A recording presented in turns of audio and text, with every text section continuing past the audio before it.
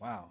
Um, Tatum, I just listened to your final grandparent story, and the content of your story alone, just the rhythm, the way that you flow through telling your story. It's beautiful. So I noticed that your story had a lot of rhythm. It had a flow, um, and that really kept the engagement. The way that I could in your voice, the way that you told your story, I could feel the pride that you have for your great grandmother, and the legacy that she's left behind.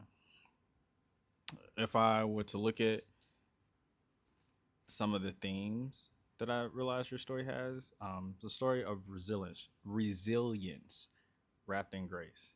That despite a person's background or where a person comes from, there's greatness and there's legacy in everyone. So, um, I did notice that you were looking at something.